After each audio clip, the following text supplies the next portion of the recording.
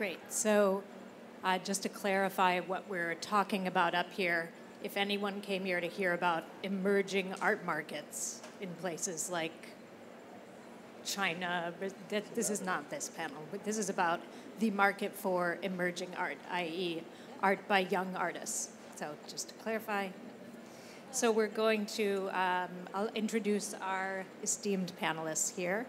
On my far right, Kenny Schachter, who is an art dealer, but is perhaps much better known at this point for his writing on the art market. I will say Kenny is a self-proclaimed art market navel-gazer and chronicler from the transaction trenches, as he has himself said. So moving on, we have Rob Teeters, who is a New York-based art advisor.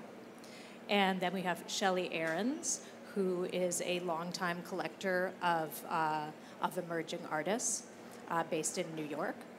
And next to me, you have to remind me how to pronounce your last name, because I don't want to ruin it. Stefania Palumbo, who is the founder of Supportico Lopez gallery in Berlin. She is an exhibitor here at the fair in the Nova section, where she has a solo show of the sculptor Michael Dean. So what I'd like to start by doing is going through a kind of timeline of the past 4-ish years of things that were happening in the market for contemporary artists. And I'd like to use this as a starting point for our conversation. I'm going to draw rather heavily on Kenny's articles and also on some articles from Bloomberg News. So this is just a little snapshot.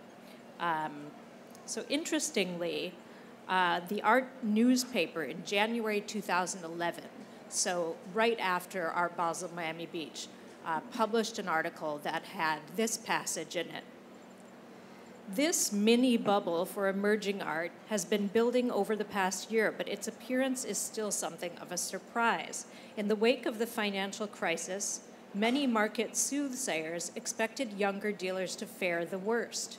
In fact, a select group, many of whom took part in the recent NADA fair, which is also in Miami right now, a fair for mostly younger and emerging art, have survived and even thrived over the past 6 to 12 months, selling out shows and fending off overtures by big-name dealers.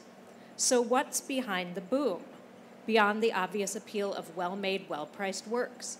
It comes down to the fact that a handful of these younger gallerists are perfectly attuned to the times, hitting the perfect spot in terms of program, sensibility, and style. Partly it's the context. The Lower East Side neighborhood of New York is the alternative to Chelsea, another art district in New York. No matter how great a destination Chelsea may be for viewing contemporary art, after a decade of expansion and development, the area has lost any air of intimacy and bohemian flair, all of which is in abundance on the Lower East Side and other further out areas. The younger dealers are more relaxed and approachable, with less commercial threat.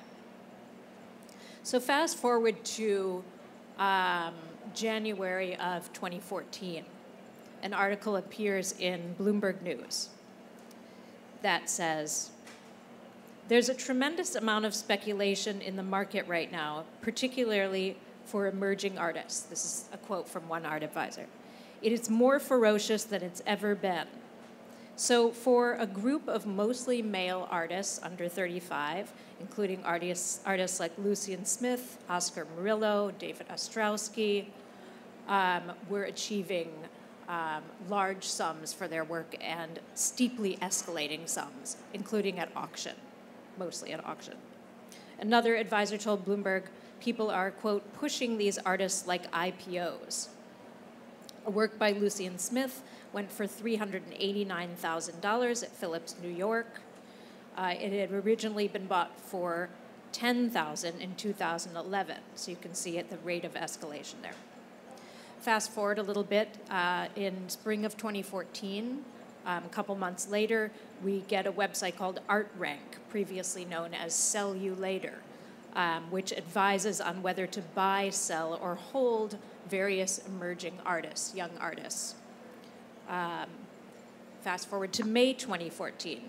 Bloomberg again reporting that a painting by Israel Lund has been sold for a 1,500% gain over what it was originally purchased for in 2013. So originally purchased for $7,500, sold 4 times over the next 11 months, and then it was among 124 artworks produced in the past 3 years that came on the block at the auctions in New York in May of 2014, a 114% increase over May 2013, when 58 pieces in the same age range were traded. Alex Israel, another young artist, went for over $1 million at auction that year, and a year and a half earlier had been going for $70,000 to $90,000. So you can see what's happening here. October 2014, fast forward to fall 2014. Amy Capolazzo, an art advisor who had recently left her position at Christie's, tells New York Times reporter Scott Rayburn, quote, "I think younger art is really oversubscribed at the moment. The entry level is too high. I'd short the emerging market. I'm not long there." So using the language of hedge fund guys. May 2015, Kenny, writing in his column, tells us that the market for a number of these artists is tanking, and writing about how his own a painting that he owns by one of the artists, Israel Lund, has gone from a value of $150,000 to $15,000 in a short period of time. October 2015. Again, in a column by Kenny, quote, "The market for work by young contemporary artists has been torn asunder, though there are exceptions." December 2015, after Art Basel Miami Beach. Just after the fair, Kenny writes, "We are entering a sobering, more cautionary time." This is a year ago. "Other than for fresh to the market marquee works by marquee names," i.e. blue chip names.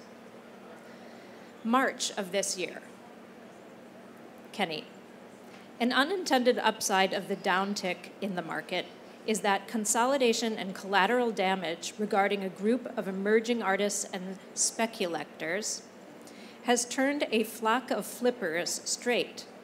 That's people who are flipping things on the auction market, "if not reformed them outright and out of the art world. Flipping itself has become a fossilized footnote, connoting a minor turn in the market since past, in a period where consideration and forethought have new gravity and meaning." September of this year, just a couple of months ago, an article in Bloomberg that really set off a lot of tremors in the art world. A collector in Los Angeles had bought a work by an artist in 2014 for $100,000 and put it up for sale at Phillips in September of this year, where it had an estimate of just $18,000 to $22,000. And this collector said to Bloomberg's reporter, "I feel like it can go to zero. It's like a stock that crashed." In that particular sale, I remember watching that sale, the New Now sale, that Phillips had a number of artists who there had been speculation in the work, watching it on a laptop computer with a dealer who said to me, a lot of this work, no one really cared about it. They didn't buy it because they cared about it. They bought it to, presumably, they thought it would go higher. So in that same month, 2016, Bloomberg takes an article, by this reporter that was actually fairly nuanced, and it sort of says, "Art market crash hits speculators." Headlines resulted that said, "Collectors abandon emerging art." This is just a couple months ago. So the question is, after this period of speculation, flipping, for artists, in their 20s and 30s, arguably at the start of their careers when they're quite vulnerable, where are we now?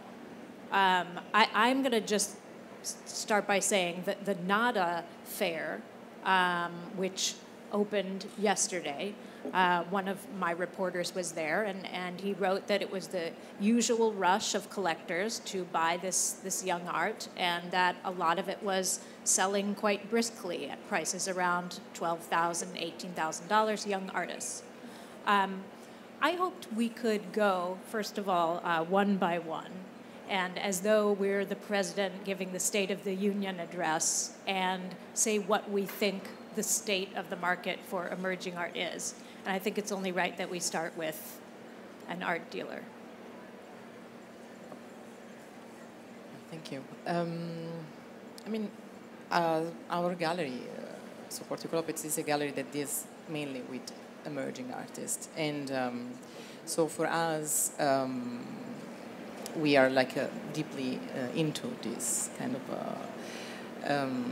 situation. But I don't know, it's the approach that we're trying to have. It's really related with, what a career of an artist should be on the long term. I mean, of course, we're not the only ones, but to think this way. But I think that's really an important point. So also what we try to do with our collectors or together with our artists is to create something that, stays in time, and so it doesn't have this pressure, doesn't have to have this pressure of, being necessarily into the market in, this kind of like really flash way that, something that then you can lose during the time. It's something that it's important to fix this into, the mind of young artists, that they can be also, taken from this excitement that, it can bring them to think that it's more important to be right now out with higher prices in certain kind of, contest, more than feel that like a slower process. It brings, more interesting results with time. So what I sort of hear you saying is, with your own artists, you didn't experience the speculation and the flipping. So for you, it's fairly healthy right now. It is, yes. We also don't have that many artists that goes to auctions, for example. So that's because we kind of do a job with them, I think, because it's, more related with me and my husband, we both come from the curatorial, let's say, more like than the market experience or like previous experience in galleries. So for us, like what we do is always, we try to create a kind of process together, and with what we do, it's really something. It's like writing a book somehow, like writing a story that we like to write in chapters. So I think we're already like at the third book now. Well, I'd like to come back to you to get into that more specifically. Yes. I'm going to come back to Shelley. I'm going to go to Rob. Again, this question of, so what is the state of the market for emerging art? When you and I spoke earlier, you spoke about in a way, it wasn't just the speculators and the flippers who got spooked by what was happening in the emerging market. It's also people who are, collectors of long-standing, so to speak, connoisseurs. What are you seeing now? Are people, they're still buying emerging art, but perhaps in a different way? What are you sort of seeing? Yeah, I think people are still buying emerging art. They're, I think, looking at it in a different way and thinking about the emerging art that they are buying in the context of other work that could be bought for those same dollars. So there's a section of the mid-career market that is great value. And I think the speculation led to a wising up of that fact. When prices escalate for young artists that have had 2 shows and their works are $30,000, $40,000, you can look at a mid-career artist who's had an extensive exhibition history and maybe pay a bit more, maybe pay that same amount. So it's safe to say that there may be a collector who says, okay, I have this is my budget for the year. A collector who perhaps in the past might have bought 30 works by an emerging artist is maybe saying, well, I'll buy this number of emerging and then I'll buy some, mid or late career artists as well. Right. Instead of buying, 30 works for $10,000, maybe they're buying a couple of works for $10,000, $15,000, but buying another work for $200. So on to Kenny. I wanted to mention something else something Kenny noticed that happened at the most recent round of auctions. After talking about the end of flipping and speculating, he noticed, however, that there was a Harold Ancard painting that was estimated at, 80,000, went to 750,000, that had been bought rather recently, and then as soon as it was hammered, you got some offers on your cell phone. So are the flippers in emerging art completely gone? What are you seeing this week in Miami? I mean, I think it was a bit like it was said before. It was a bit of a wake-up call when there was too much froth in the market, and when there are artists that are, I mean, I believe in a free market system, but almost there should be like a moratorium on artists aged between 25 and 35. It makes no sense for artists in this age bracket to be selling for $100,000, $200,000, $500,000 when there's no, I mean, the artists that have no history selling for historic prices, there's a disconnect. So, I mean, the art market is not a bubble. I don't think it resembles anything of the sort. If anything, it's a more mature market than it's ever been due to the international breadth and I mean, everything that the political situation is railing against, globalization and these things, Brexit and Donald Trump, really that's what's made the art market in my nearly 30 years in this business, that's what's made it such an extraordinary place to work and to live. With international artists, collectors, and supporters of the arts, there's a lot of healthy organic growth. At the same time, there were crazy pockets of speculation over the past 5 years, but greed is a very fundamental human characteristic, and it doesn't go away. So there's plenty of continuing instances where there's still unbridled speculation, but it's been tempered back, and there's been a wake-up call where a lot of people that come in for a quick fix are out of the picture. And I mean, how many new art advisors were minted over the past 5 years? I mean, you couldn't even calculate. Okay, I want to go to Shelley now and ask, so we went through talking about these past years when there was this mania for certain artists that resulted in these crazy markets. A couple of months ago, I talked to a dealer who was closing their gallery and said to me, in the midst of all this speculation and flipping and hype around some of these artists, collectors would say to her, am I missing something? Should I be getting in on this? I wondered, as someone, you were saying to me that you do believe in connoisseurship, that's how, you're buying, that you support the gallery system. Nevertheless, in these past years, with all of that happening around you, what were the discussions like in, let's say, the collecting community?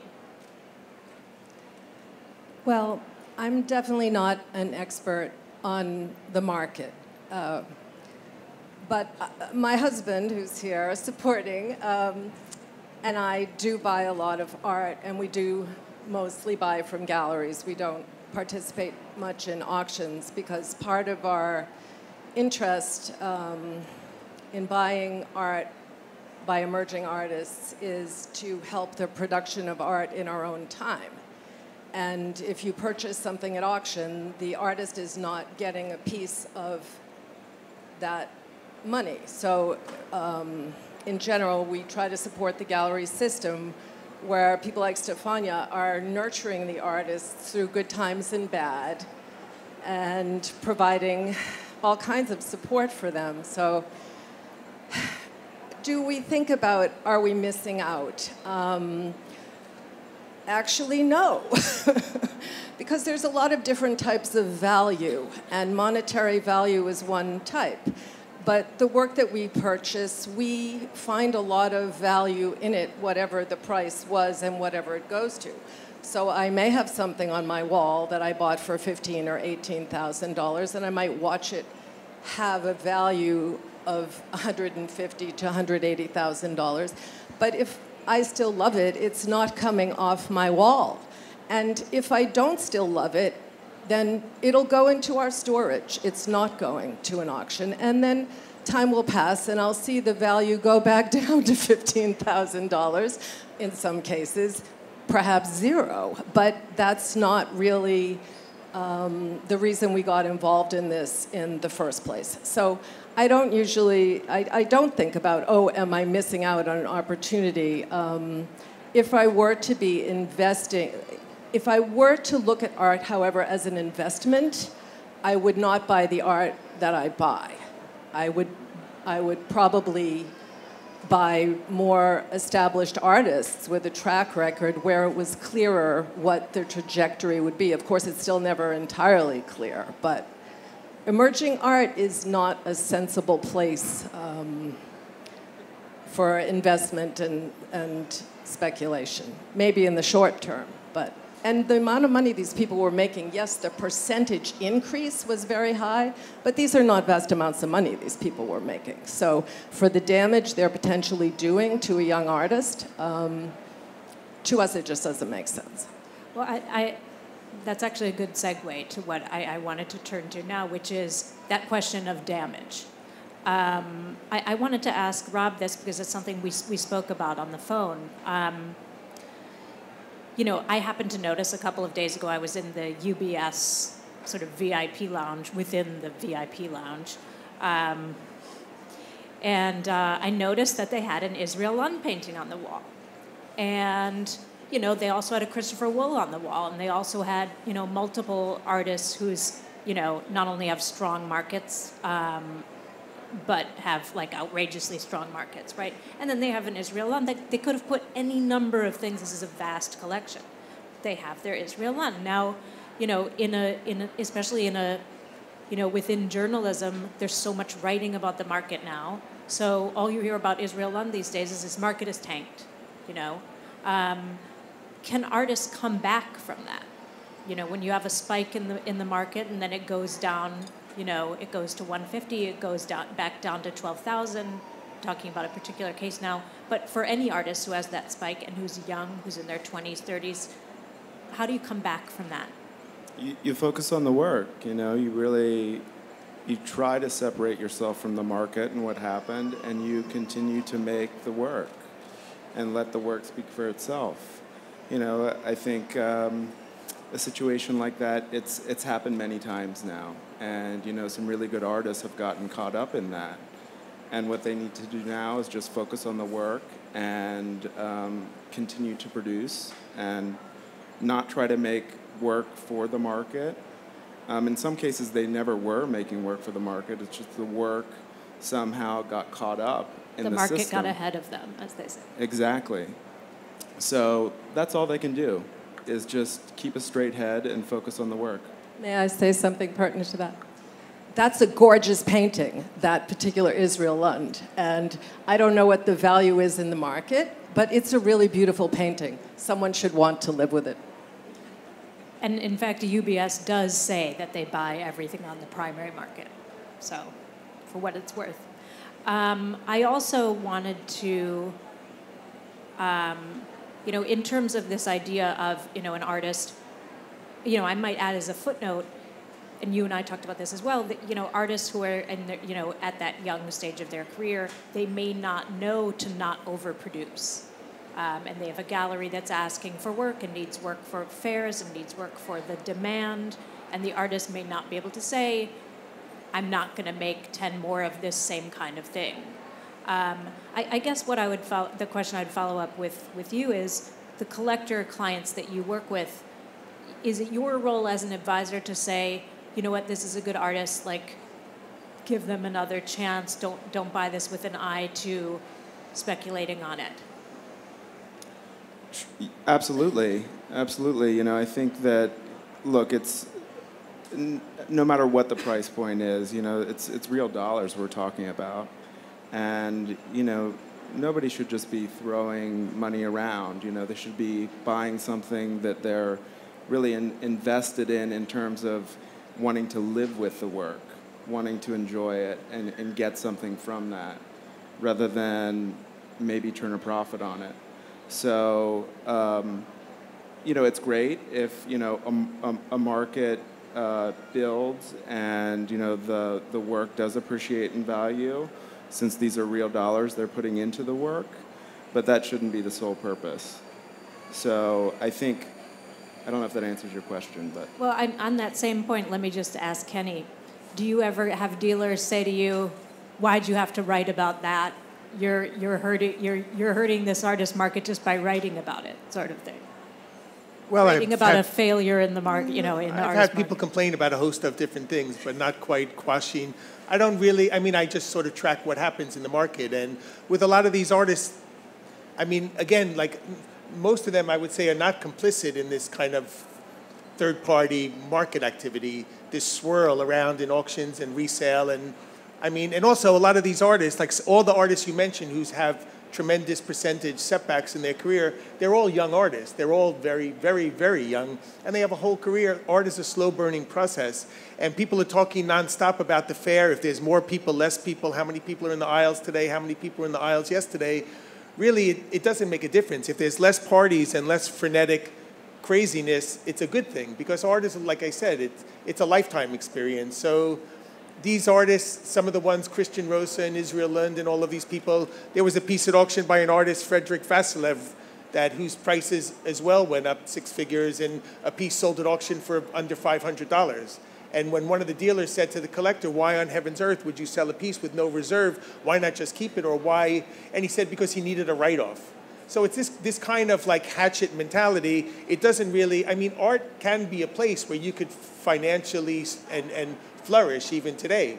There can be, like you said, you can buy art for investment, and if that's what you're interested in, it can be done. But you know, these young artists with no track record, etc., it can't happen. It can't be sustained. The artists can pick themselves up, but it's not easy, and it's a long-term process for them. So, Stefania, I wanted to turn back to you for a moment to, you know, talk about the sculptures you have here by Michael Dean. You know, this is an artist who is on the shortlist for the Turner Prize, had an exhibition at the Nasher Sculpture Center in Dallas recently, and yet I've been told she doesn't mind my saying that, you know, the sculptures in her booth are priced at $18,000 a piece, which is actually a modest, rather modest. Pounds. Still a modest sum, especially when you consider that the rate has changed. And they're sold out, might add. But I wanted to ask you, you know, in his as we talked about the other day, his prices have seen a slow increase and have increased really when there have been things that happen like the Turner Prize shortlist, like having an exhibition at an institution. And yet, you know, as much as you work with your artists to have that kind of situation, I wondered, you know, do artists feel when they see certain markets taking off, you know, for other people in their age group, for instance, do the expectations change for artists about what kind of career they can have at that stage? And how do you handle that when you talk to your artists? Yeah, that sure happened because, of course, I mean, everybody wants to be wealthy or, you know, live a nice life and have like a career. And especially artists, they want to live out of what they do. They don't want to have second job, or they, of course, some of them they have, but what they really want is to, you know, just make their living out of what they do in terms of what they produce as artists. So, of course, it can happen that they can be stressed because they feel this pressure that the market has, especially now on young artists. But, I mean, I think if you see what you do as a project, you know, and so as a process that you do together with your artist, it's kind of easy to make them understand that it's not about, again, you know, it's not about like the now and what you can do now with like earning I don't know, like a double the amount of money you are doing, but it's more about, you know, like continue to earning what you're doing when you're going to be 50 or 60 and doing something with what you do. It's not just about money, you know, like, because if you lose what you're doing is, you know, then the situation can be that artists that they really have something to say, they can't say it anymore because, you know, the market said you're not interesting anymore. And then, you know, artists usually they do what they do because it's the only thing they can do, because it's what, you know, it's related with poetry, with, you know, with the idea of poetry somehow. It's much more, it has much more to do with these, I think, I hope, than with the idea of making money. So what we do is just like to make sure, to, you know, to continue to talk with the artists and to make, you know, them feeling that what they're doing is important. Doesn't matter if they need to have a side job to still doing what they do, because it's, I mean, this real life is not, you know, Hollywood or whatever, you know, it's something that has and needs to have something related with reality. It's. I wanted to turn back to you, Rob, for a minute. So in the magazine, we just published an article that was talking about the struggle of the, so to speak, middle-class gallery, the gallery that's not quite an emerging gallery and is not established, not yet, you know, super established. And, you know, when we come to the question of, okay, with this flurry of speculation, sort of how did it start? Well, people might say, with an art dealer on the Lower East Side, say, well, why did they sell to people who might turn around and flip it, who they suspected might turn around and flip it? And it seems to me then, you know, you have to turn to the pressures on those galleries. I ask you this because you're doing business with, you know, or familiar with a lot of these people. You have to look at the pressures on the gallery, right? The cost of doing art fairs, the pressures of rising rents in an area where art led to gentrification, and the pressures of having larger galleries potentially taking your artists, you know, away from you. Can you talk a little bit about, you know, things you've heard about, you know, over time about, you know, those pressures and then Sure. having to sell? I think it's what a lot of people don't recognize or understand about a young gallery is first the expense that goes along with it, and how each project, each art fair is in a sense a game of Russian roulette. It either works or it doesn't. And if it doesn't work, it's a big problem because it might be the last moment. And a lot of galleries live in this way, where their rent is so high, particularly New York galleries, because the rents are so incredibly high, and if they don't sell the work from their exhibitions, they're not going to be able to have the next exhibition. So I think that certainly started to inform the type of work that galleries were willing to show, and I think that was in a sense why, or one reason why we saw so much painting this last sort of market cycle is galleries had to show work that was going to sell for the most part, and paintings sell. So I think that, you know, the gallery pressure from the exhibition standpoint, and then layer on top of that the art fair and the necessity to participate in art fairs and the pressure to participate, not only from accessing collectors, but also your artists want you to show the work at art fairs because they know that that's the reality. In reality, that's the most visible venue. Right. Kenny, I just want to ask you, did, you know, there was a lot of talk during the last market boom, let's say around 2005, 2006, 2007, at that sort of, you know, peak of the market.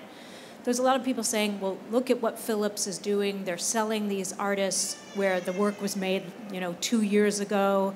And there was a lot of finger pointing at the auction houses. Why are they doing this? Do you think that there's something to that the auction houses have been a big part of this? I mean, you write about a lot of what you write about is what's happening in the auction houses. I mean, I don't think that you can blame the auction houses. It's the collectors that are getting in and getting out. And Philips basically it used not until 1997, there was never contemporary art ever in an evening auction in New York City or anywhere else in the world for that matter. So the reason was all of the money and all of the activity was in Impressionist and modern art. And it's a relatively very recent phenomenon that recently made art has even had a market sufficient enough to warrant being in the sales, and then it became a profit center. So if you have Sotheby's and Christie's with a stranglehold on what gets sold at auction, Philips, I've been constantly critical about how they perform Philips over time, but finally their efforts are paying off, and they've hired a great staff from a lot of the other houses, and they offer other artists that wouldn't have an opportunity. There are good things that come from auctions, and the same way an artist, how you build a market or how you build prices, you need exposure at art fairs, you need exposure at auctions because of, again, the wide international reach that they have in their marketing. So Philips provides, also, there's no other world where you can walk into there's no other world like, say, fashion or other businesses where you could walk into a shop and they look you up and down and I just don't think you're the right person for this line of clothing. There's plenty of galleries here in this building, and I'm not going to name them right now, maybe after a few drinks, that if you walk in, they just will not sell you the work. There's this imaginary waiting list, and the waiting list is bullshit, if you don't mind. The waiting list, you could leap over the list according to who you are in the hierarchy in the market at a given point in time. So when you think about this bottleneck and that the level of control, this disproportionate control that the galleries can exert when there's an artist who's in demand, then the auction houses like Philips play an important role in the dissemination of the work for artists. So in a way, it's a more democratic way to approach art. And there's good and bad from all of these different activities, but you can't make a sweeping generalization and say that Philips are terrible because they sell art that was made 5 seconds ago. They're all doing that now. And as soon as Philips was the first people to make a market for Mark Bradford and Mark Rochon, and these artists are now household names, and at the time, no one would sell that kind of material, but still there's no other way to get that material, even to this day, other than in secondary. So, Shelley, we're about to open this up to questions, but on a positive note, are there ways that you are supporting emerging artists, besides collecting the work? Is there a role that sort of philanthropy plays in this, supporting certain institutions that, support contemporary artists' work? Well, it's a bit off topic, but thank you for bringing it up because I do think it's very important. And it is true that the auctions bring people to prominence and they do play that positive role.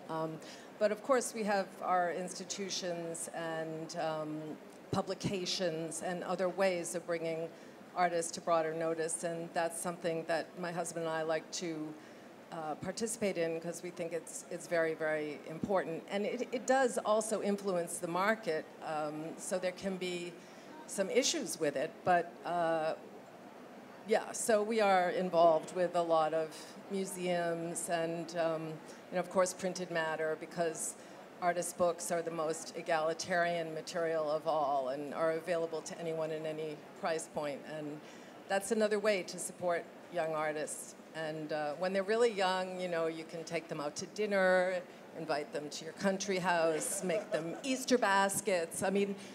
There's many, many different ways you can approach it. Yeah, we won't get into the whole topic of charity auctions and the, people buying and then reselling what they bought at the, anyhow. Well, that's a whole other topic. That's a can of worms. Yes. So we'd like to open things up if there's any questions in the audience for any of our panelists. It's kind of hard for me to see you with these lights. I think we have a microphone coming around. Yeah, hello.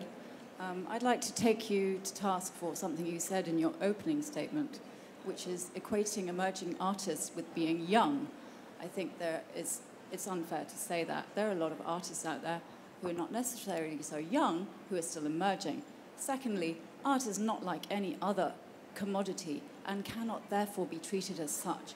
And I think that collectors are lazy and have a moral obligation somehow, when they're buying art, to be interested in the artists themselves and what they're making. And I think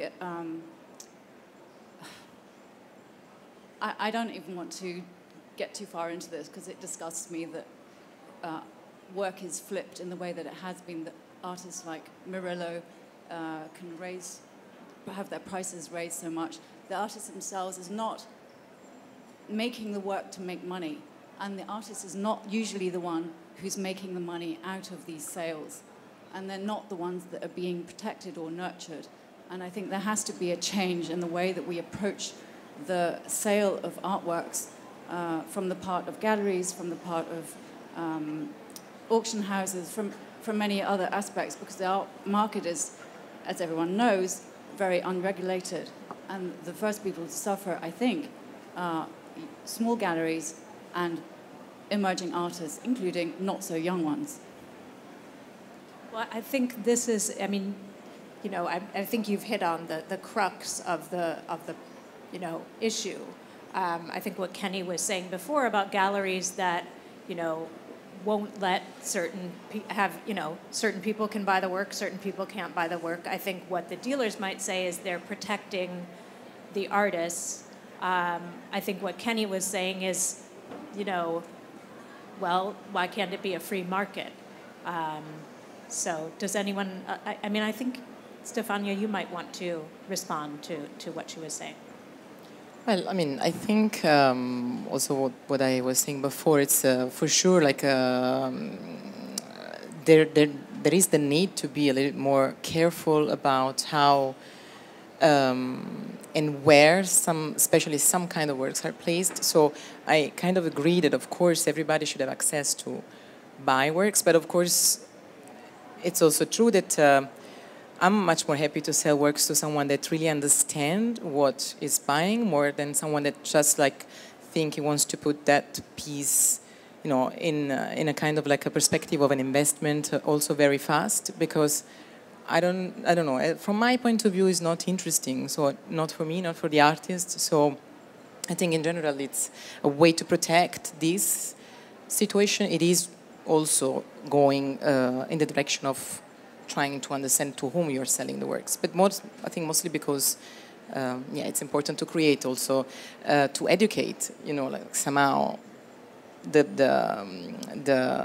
group of people that are following your project to what you're doing. And actually, since you brought that up, I think it was during, you know, around 2005, 2006, 2007, again, during another period of when the market was really, you know, high for young artists, and there was also this kind of flipping happening. Certain dealers would set up kind of strictures where, you know, you couldn't buy a piece by this artist unless you bought a second one and made it a promise gift to a museum, you know, and then people have said, well, you know, certain of those artists then subsequently left those galleries, and there's speculation that they did so because their markets were being too controlled.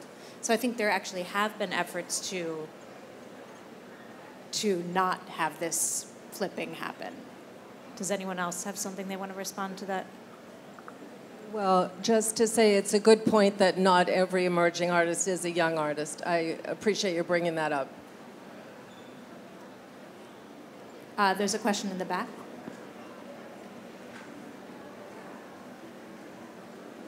Hello, thank you for the talk. I'm an independent curator from Belgrade, Serbia, and actually that's a very good point, because in Serbia, artists that are emerging can be emerging at 40 or 50 even.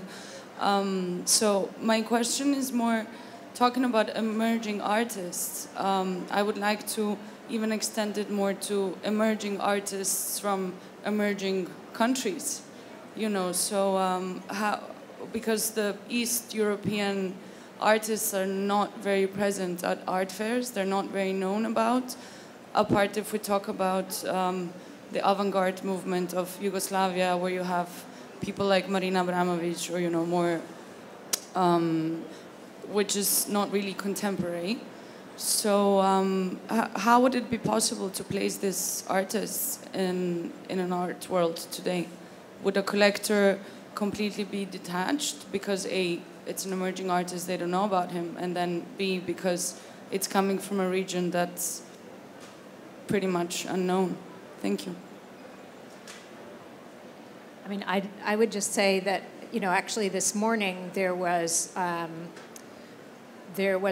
breakfast where they were making a presentation of an artist from Hungary who's deceased, but there's been a foundation started in his name, and he made these animations and has had no attention, very little attention during his lifetime. And there, a foundation was formed, and there was an exhibition in London at an institution there. And so I think there are efforts to give attention to some of these artists who have been overlooked, but that's not necessarily. And then I think there are maybe market-oriented rediscoveries that have happened. But does anyone want to comment on this?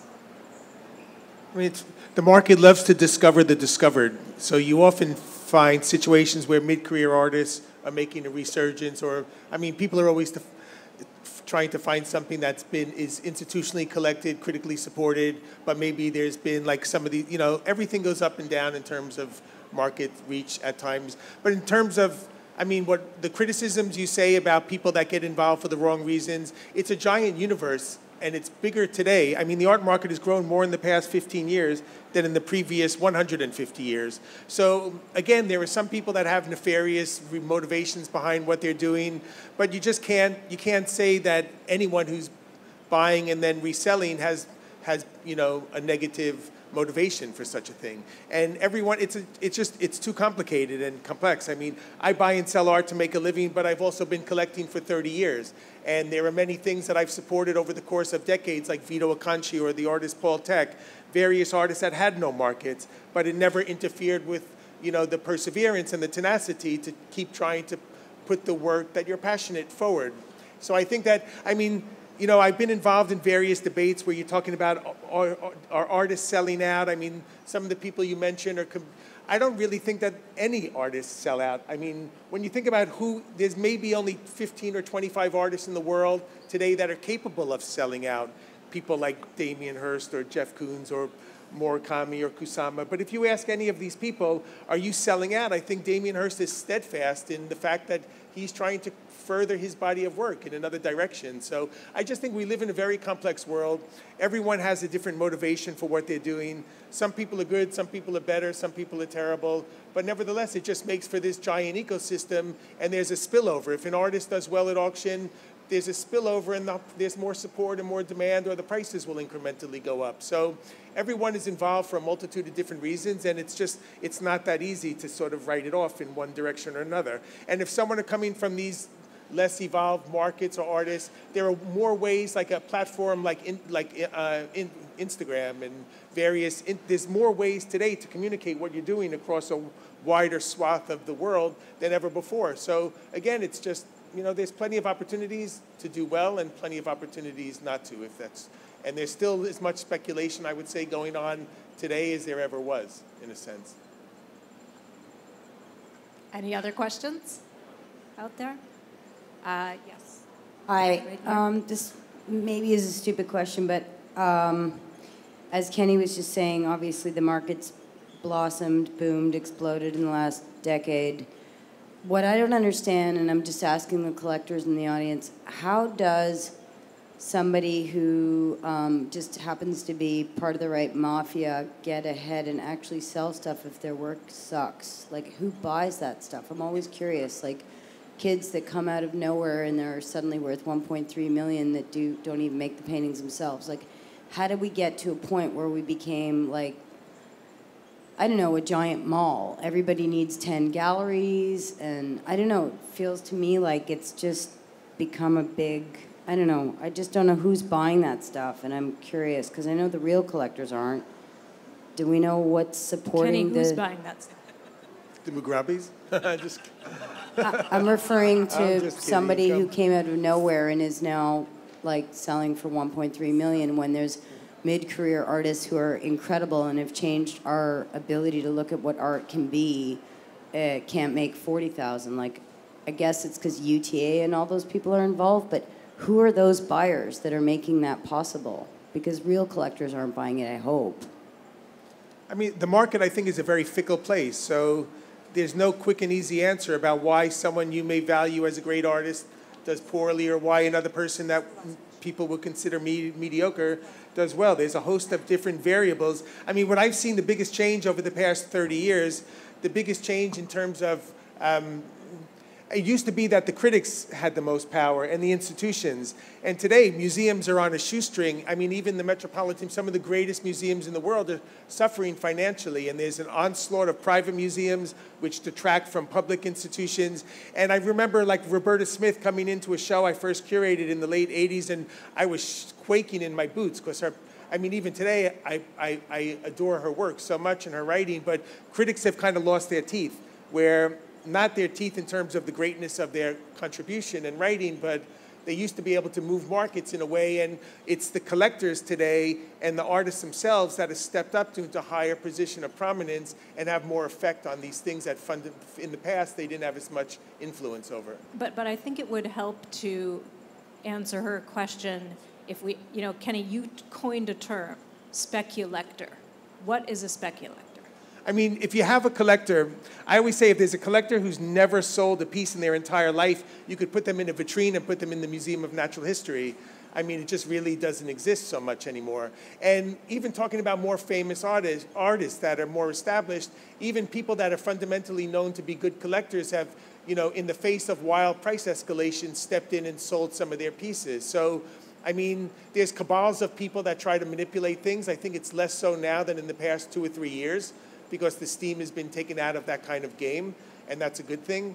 But again, there's just no hard and fast answer to any of these very complicated questions that we're addressing. I mean, I don't say that, I can't imagine a situation where an artist utterly has absolutely no talent and some people get behind this person and manufacture an art star. I just don't believe that could even happen. All right, well, I've been told to wrap things up. So thank you, everyone, for coming.